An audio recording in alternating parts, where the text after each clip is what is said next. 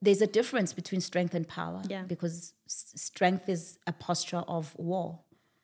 Strength is a posture of anxiety. Strength is a posture of something that's coming against you. Sure. Fighting something that's coming against you. Absolutely. So you have to show up in strength. Every day. But Sure. power is a posture of being. Power is a posture of stillness. Sure. And so when I'm showing up in strength, I can't show up in my power. Hello, Wisdom and Wellness family. It is officially Women's Month, and I'm so excited to chat to incredible women who are doing incredible things and inspiring. So it's going to be a good month. Let's enjoy it. And spring is around the corner. Today, I am speaking to someone you guys have been bugging me about in the DMs. Every second DM is like, please bring her on, please bring her on. And it's none other than Ayanda Mangubane Borotho. She's an actress, activist, and author of Unbecoming to Become. Welcome, ma'am. Yeah, thank you. Thank you for me. Abantu bakubayakuthanda, hey? Yeah, seems like it. Yeah, you're really loved. But I think when I picked up your book and I started reading, I got lost in it. And I'm like, okay, I understand why people want you there, want you to come on. So tell me about the process of writing your book. Was there a process in that it wasn't planned? Really? I didn't always think I was going to write a book. Yeah. I didn't see myself as an author. Yeah. It's a title that's recently been added to my resume, but that's not what I set out to do. So I got into a space in my life a couple of years ago, I think 5 years post-marriage, where I was feeling a certain type of way about myself, feeling like I'd lost myself. Yeah. And so a lot of the content that I was putting out on social media was around the journey of unbecoming to become. And that became the official hashtag for my caption. So it started out as a hashtag? It started out as a hashtag. Okay. And my thoughts about the journey of unbecoming and where we find ourselves as women when we feel like we've lost ourselves. Yeah. Right. And there were calls for me to write a book because of the stuff that I was putting out. And I was like, guys, it's captions. It's just captions. Please relax.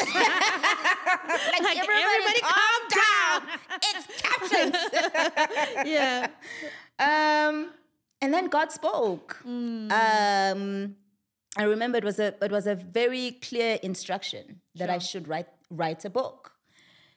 And I thought, is this me? Is this the noise? Is this really God? And so I prayed and meditated on it until it became very clear that it was a divine instruction. And I remember thinking, okay, so where do I even start? Where do I even begin? Are you a reader? I don't know. I'm a reader. Okay. But I'm probably also a writer, but that was also another part of me that was forgotten. Undiscovered, a part of me. Yeah. Discovered, but I'd put, it's something that I'd put aside.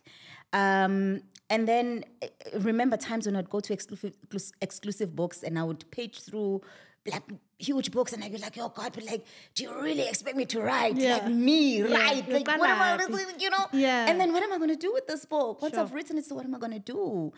And then I remember I just one night took out the laptop and I started with the chapters. It was an incredible thing because for some reason, the chapters came out of me as if they'd always been in me. Sure. And the words, once I started writing, They just started to flow as yeah. if they'd always been in me. And that's part of what I say in the book, at the end of the book, to say, I think this was also a part of my own healing and self-discovery and unearthing and unburying those things that I'd buried about me. But also, how incredible was it that actually the words had always been in me. Sure. And they were just waiting for a particular time to come out. God time. And so that's how the book was written. And it was a fairly easy process, I think, because it was my life story. And a lot of things that I'd battled with and a lot of lessons that I was channeling and sharing. And so that's how the book came about. I didn't know what I was going to do with the book next.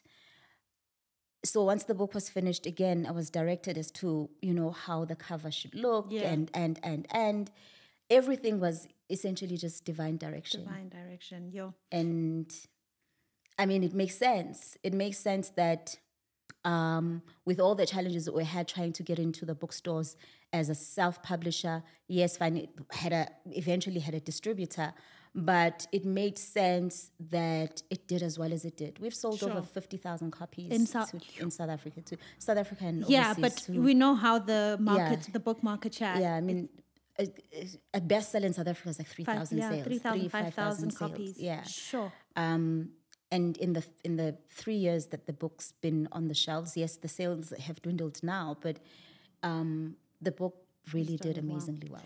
So what strikes me about the book and just looking at your life is you're a fairly private person. Yeah. Like it seems like you give us little bits, but I can tell that you're very private and you keep to yourself. But I was amazed in how vulnerable you are in the book. Like I have stories of like ex-boyfriends and relationships that, listen, unless the Lord comes down himself and sits down and says, you're going to share this, it's not happening. So how did you feel having to almost be so naked for so many people in sharing that story, particularly with the father of your child who was a gang member and you stuck by him? Yeah.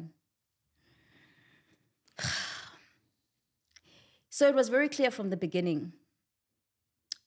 Again, another divine instruction. If we're going to do this, we're going to do it in truth. Sure. And if you're not going to tell the truth, then don't do it. Yeah. I think the thing for me was understanding that there are a lot of people who are going to find healing in my story. Yeah. And understanding that the purpose is bigger than me. And if I've put it out, you can't use it against me.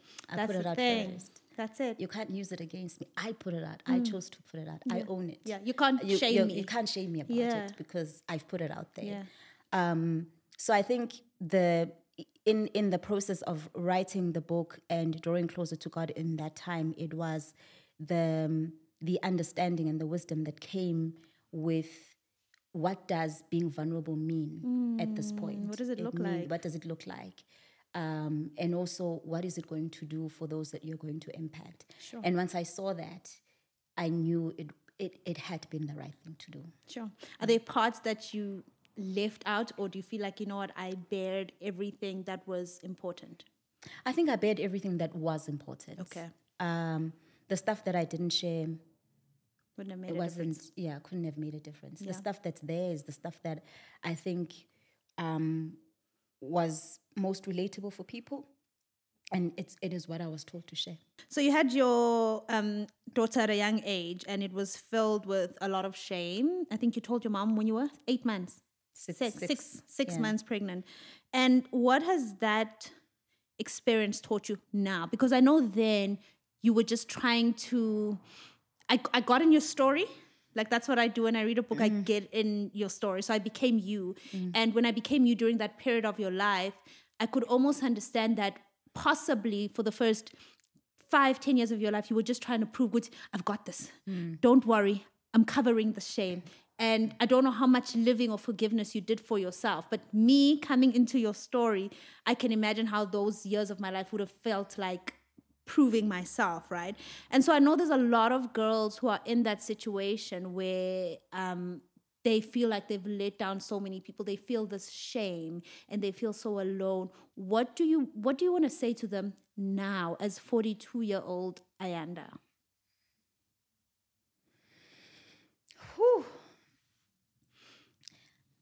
It's interesting that you bring it up in that way, because I actually hadn't thought about it in that way, in terms of how that experience shaped me. I just know how I got through that experience. That's it. I just don't know how, I didn't know how it shaped me. But as you speak, I'm listening to you speak, and I'm realizing that so much of showing up in strength, in ukulungisa, so much of showing up. So and it might not be uxolisa in the sense of I don't know how to put it, but more of feeling like taking on stuff that I shouldn't take on. Yeah. Because maybe I'm trying to close a gap. That's it. Somewhere. Yeah, you're trying to make up for it. I'm trying to make up so you for do stuff that I did. Extra. Yeah. And I'd never seen until now, until you spoke about it, I'd never seen that experience as something that could have added to how I show up in my adult life. Sure. Up until now. Sure. That's why I got a little bit teary when you said it. Because part of the work that I'm doing as I go through therapy, because I am in therapy, is having to deal with the neglected child. And the child who had a lot of responsibility placed on her. Yeah. Are you me? Because I am you. And how suddenly that made me resentful and angry at people. Yeah. Because I felt like so much of my life was stolen. Like there were things that I could have done that I didn't do because it felt like I needed to close that gap and I need to take care of this one and that one. And for a long time I didn't understand why. And I felt deprived of my power because I always showed up in strength and strong for everybody. Wow, I felt deprived of my power because I always showed up in strength for everybody. Yeah. And so the way I explain that is that we have to look at the strength narrative for what it is, in that we're constantly told that women are strong, as if it's something to glorify. And it's good. It's fine to be strong when you need to be strong. But the posture of strength for women has become an identity. Sure. We identify ourselves through strength. And there's a difference between strength and power, because strength is a posture of war. Strength is a posture of anxiety. Strength is a posture of something that's coming against you. Fighting something that's coming against you. Absolutely. So you have to show up in strength. Every day. But power is a posture of being.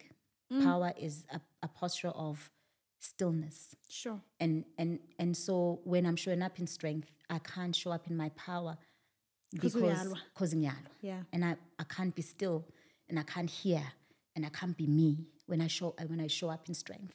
And so for a long time I felt like I had to show up in my strength. You know, and it was a good thing because I was strong. Yeah. And I remember you're dependable. I remember having a conversation with, it wasn't a conversation, I had a tiff with my mother recently about something. And she then sends me some long text and then says something about, you know, and I'm sorry because I just always thought you were strong, not realizing that you're actually sensitive and you also feel, you also, you know. Sure. And so it's hard being people like us because people don't realize that you also need people to be there for you. Going back to the question, I've gone about it in a roundabout way. I think as a 42-year-old looking back at that situation and having to show up in strength and to prove myself, I would say, firstly, to any mother who experiences a daughter who falls pregnant, to understand that they're children. Sure. Before anything else. And that your child needs you. Sure. And it's hard. It's hard to think like that. Yeah. You can be angry for a moment. You can be disappointed for a minute. But make it a minute, a moment, but then you have to transition to being a mother or a parent to your child. Sure. Because you have to be in a place of understanding your child is having a child. Yeah. One moment doesn't change that. Yeah. Yeah, and in as much as they've placed themselves in a position where they've made adult decisions, and they've now placed themselves at a place where they now have to behave like adults. It's not going to happen overnight. Yeah. You have to understand that your child is a child having a child. Sure. And to the children who are having children, because I was a child, one, it is to say, and I know we hear this all the time, that it's a speed bump. It's not the end of the road. Okay, it's not the end of life. But I think more importantly, it is to embrace where you are. Yeah. It is to embrace where you Accept are. it, yeah. Accept where you are. Yeah. You're a child having a child, and what can I learn from this experience, and what can I do to get to a place where I don't forfeit all my dreams. But embrace where you are. Because if you don't, then you become angry, you become bitter, you become resentful, and we know how that can impact the child. But also it is to say that things get better. Yeah. You're not always going to be in that position Sure, I love forever. that. Yeah. Things get better. And I learned that from my gynae when I was contemplating having an abortion. And he refused. Well, not refused, but in a roundabout way got me, if people read the book, he asked me the right questions to get me to a point where I said, okay, I'm going to keep the baby. Yeah. And he said to me, this time next year, things will be better. Sure. And he said, go and face the music. Because he was like, why won't you? And I said, because my mother's a single parent, and I can't put this on my mom. And I'm still in school, and this is my graduate year. Sure. I can't do this. I can't have a baby now. And he said, this time next year, things will be different. Yeah. And so sometimes I hold that's on to all that. you need to hear. That's all you need to hear. And I think we get so overwhelmed with what the future is going to look like in 10 years' time. Or no, Right right here now, tomorrow. I'm going to wake up with a different mindset. Sure. And if it's not different tomorrow, it's fine. I have tomorrow. And another tomorrow to work on it. Yeah. But you can't bite the entire elephant in one go. Sure. Bite it in small chunks, and you'll get there. And I promise you, in this is what now, July, going into August, it's not going to be the same as next year, August. Yeah. And it's not a long time to wait. No, it's not. I love what you said, and I want to emphasize it, that you don't have to lose the dream. Yeah. Because I think for the longest time when there's pregnancy, everyone almost announces it. Good, you've thrown away your future. Like there's that hanging thing that what's going to become of me now. But I love that you finished school. I finished school. You finished school. And I went to work. And you went to work, and life continued. And you continued to go after your dreams. And not to say it was easy, but you continued. Yeah, life continued. What lesson has taken you the longest to learn? Oh, wow. Kosiam. Like petula. Yo, do I know? Maybe you're still learning it, or you're refusing to learn it, or you've even forgotten that you've learned it.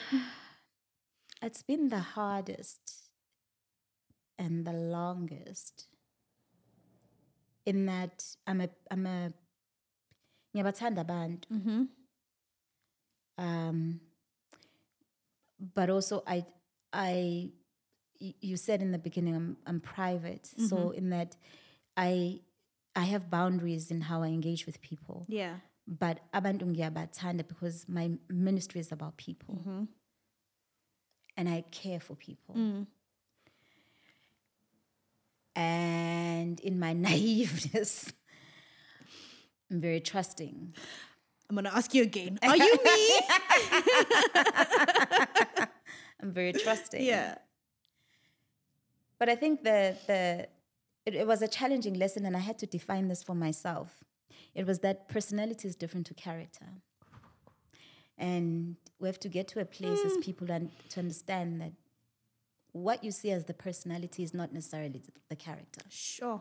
And we invest so much in people and their personalities and not the character. And we live in a world that invests so much and hypes the personality than it does the character. Sure. Everything is surface level. Personality. Yeah. I walk into this room and I'm bubbly. I'm like, Yeah,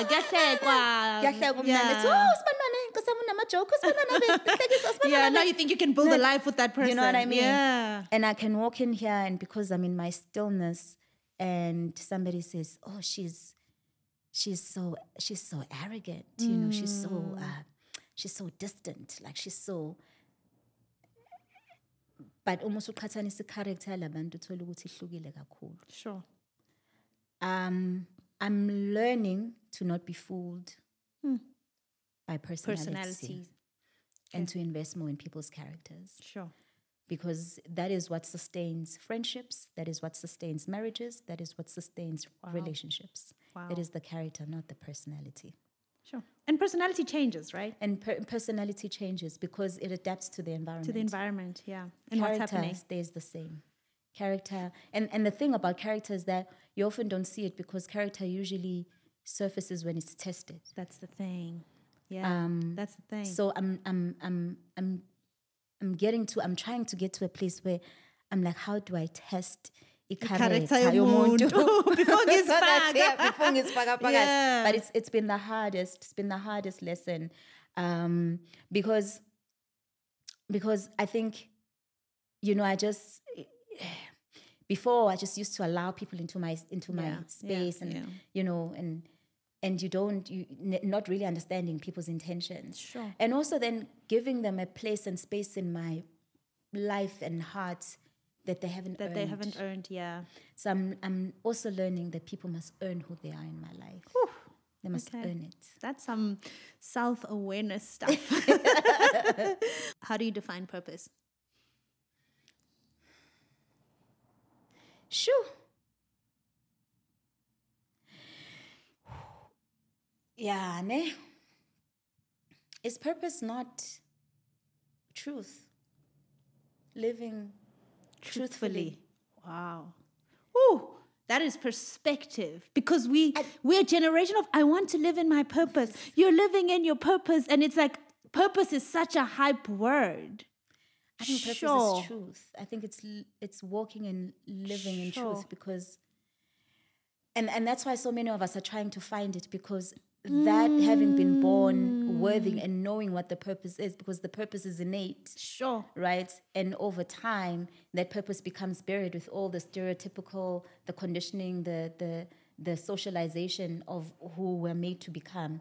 That purpose is buried and we try to find it out and the truth is lost. Sure. But I think if we're walking in truth, purpose becomes easier. And I say it in reference to me, having walked in my own truth, I was able to find purpose. Sure. Because that book for me was vulnerability and truth.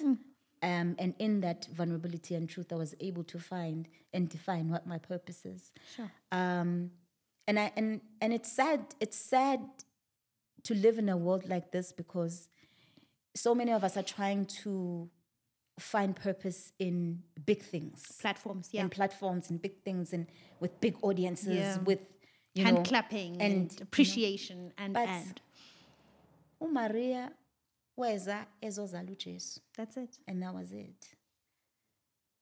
And Indlovukazi uNandi came here, wazalela isilo uShaka. And that was it. Yes, she was the voice of reason and wisdom in his life.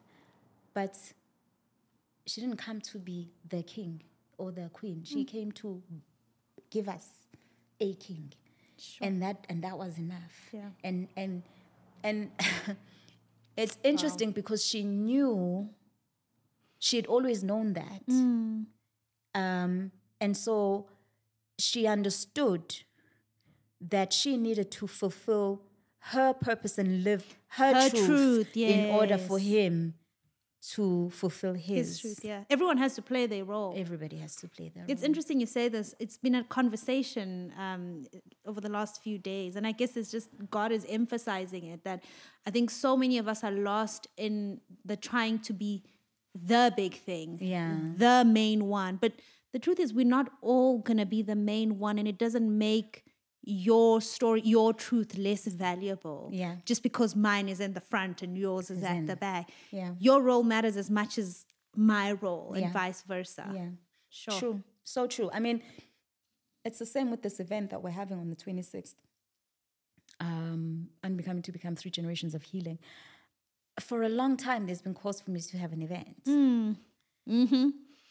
And I was like, no. Just because I got a caption in the book don't mean I have to have an event. Yeah. And everybody's having events. It's a thing. No, it's a thing. And everybody was having women's seminars, and people were like, you would kill it. 100%. You would kill it. 100%. Abantu would come. You would kill it. You would kill it. So beige or pink. Like, no, I'm not called for that. Sure. God hasn't said I should do that. And until God instructs me to do it, and until I feel in my spirit that this is what I should be doing, then I'll do it. And I'm very intentional about yielding to what the Spirit says to me, because often when we do things by our own strength, and so when I know I'm carried by grace, like with the book, I knew grace carried me. Yeah. It wasn't my wisdom, it wasn't my strength, it wasn't my doing, it wasn't my intellect, it was none of me. Yeah. Grace carried me. Then I know that even when I face challenges, I can look them straight in. Whoa. Isifeziwe, isinqotshiwe laphaya, so step aside. Yeah. But when we do things in our strength, making me so emotional, because this morning in the shower, it's been a long week of conversations every day, right? Yeah. And my biggest fear, I'll always say, what if I run out of things to say? Like, that's always my biggest thing is, God, what if I run out of things to say? And it's as if Holy Spirit said, hey, I'm the one who allows these conversations, firstly. And I learned that with my podcast, because there's been so many times where I've tried to get people on and then it just doesn't happen. And I'd be so disappointed until I learned that unless Holy Spirit permits, it won't happen. So what you're speaking about, that grace, I found comfort in that. Yes, I'm physically tired, but God, you permitted it. And you're the one who said I should do it. Therefore, I'm relying on you. So if things get messed up, it's your reputation on it. It's not me. It's on you. I like that. Yeah. So you say that the goal of your book is for women to find themselves in a heightened state, right, of actualization, acceptance, and self-love. And we've touched a bit on this already, but just in a simple sentence, where does one start in the self-actualization, acceptance, and self-love? Healing. Yeah. Healing. Yeah. Again, that came to me much later. It's something I realized after having written the book, or it's something I hadn't delved into until after writing the book. Because what the book did was, having unlayered and having taken off all these coats, and then I see myself in my original coat. There's also a grief and a sadness and pain linked to the stuff that I carried. Yeah. And we have to heal through that. Yeah. We have to heal through that. I don't think we can ever actually get to a place of self-love without the healing. No, you can't. You can't. Because uthanda ini. Did you see the picture on social media where there's a cup and a plate and a spoon that's broken in pieces, and then it says, there's like a quote that says, we've been together for 10 years, but the whole thing is you're just holding on to nothing. Holding on to nothing. To broken pieces. Yeah. Sure. So I think it starts with the healing. Starts with the healing. It starts with the healing. So for instance, with me having acknowledged this is where I was, and then having identified the first quote that I wanted to deal with around my grandmother, there were a lot of conversations in the spirit about what had happened, and I had to let it go and release it. I cried days. I cried. I wrote to her, but until I got to a place where I felt like I'd let it go. Let it go, yeah. I'd let it go. Yeah. So I think healing is a huge first part step. of that. It is the Agreed. first step. Yeah. I Healing. mean, hurt people. So Yeah. how do we expect to have impact if we're still hurting? Yeah. Yeah. So 26th of August, you're hosting an event Yes, I at my friend's place. Shout out to Mabotla, the Fortress. The Fortress, the beautiful venue. Beautiful venue. And it's called 3 Generations of Healing.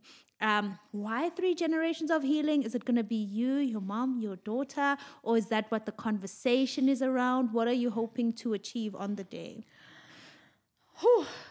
I'm hoping to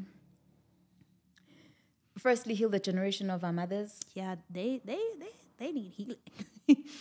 They need a lot of healing. They need a lot of healing. If we need healing, they need healing. They need a lot of healing. Yeah.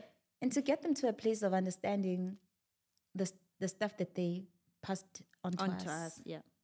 Because we're the generation that for a minute we're like, this is the status quo. And then at some point we're like, whoa. Not me. What's going on here? Stops here. What's going on here? Yeah. And then we were the generation that started to question. And then you have the generation of, and so we're the generation that started to question and that are trying to deal with the stuff because we're saying we don't want to pass down what our mothers passed down to our own daughters. Sure.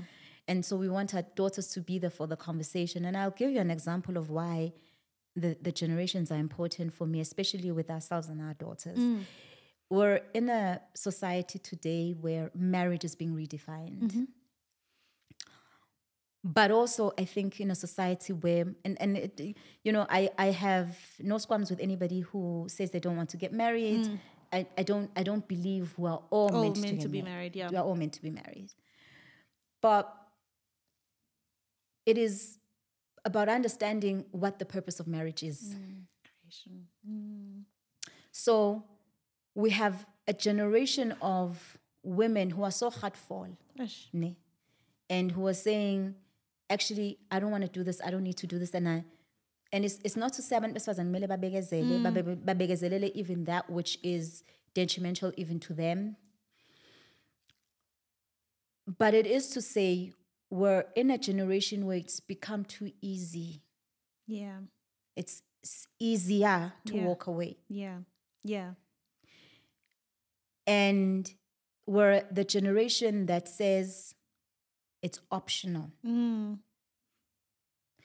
if that is the narrative that we're creating about marriage, the next generation is going to say, if it was optional then it's unnecessary now. Sure.